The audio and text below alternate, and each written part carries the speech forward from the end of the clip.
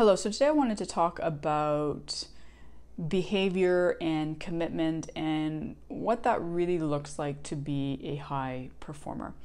So every day you have a choice to behave and to commit to your day in kind of an ordinary way. And to be ordinary doesn't really require much commitment and doesn't really require you to probably do much more than what you're already doing. But to be extraordinary, to really, you said, unveil and unlock that full potential within you, to be that extraordinary individual that you have within you, it requires a high level of commitment, and it requires you to behave extraordinarily on a daily basis, which requires a very, very high level of commitment to being that way every day, every moment of every day, and to making choices that you need to make, to really having the consciousness and the commitment to, deciding how you're going to respond to situations, to adversity, how you're going to get purpose and meaning out of each situation, how you're going to enter into any situation. What is that intention? Who are you going to be in that moment? And so a lot of people want to be extraordinary but behave ordinarily and hope that they will become extraordinary and get frustrated when they don't, or think that they're putting in all this effort when really they're not.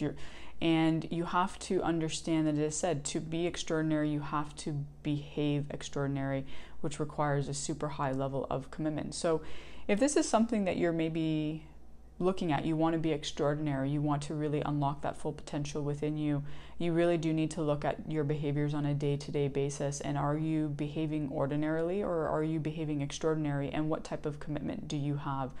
And when it comes to the mental side, that commitment can be very hard at first. And even as you become more seasoned and better at it, that ability to put maybe your mindfulness or meditation practice above other things, to have the commitment to how you wake up each morning, and do you let your thoughts start to take control of you right away, or do you have a way to get up in the morning and to be able to seed your mind, to have a singular focus, and to not let all of the stories, all of the thoughts, all of the negative thinking to kind of consume you or to dictate how your day is going to go. It is not an easy thing to be able to discipline your mind, to be able to get your mind into a place where you can really behave in that extraordinary manner. And as I said, it takes a high level of commitment. So you do have to really examine yourself, examine your life, examine your behaviors, examine your commitment level beyond just what you're doing maybe within your physical practice, to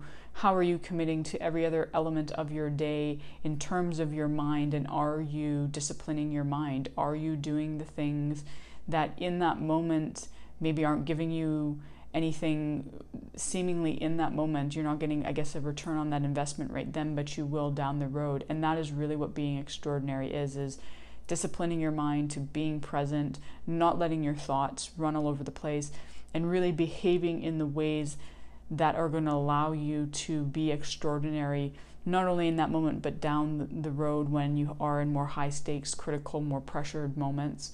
And that is really what it takes to be able to perform at a high level.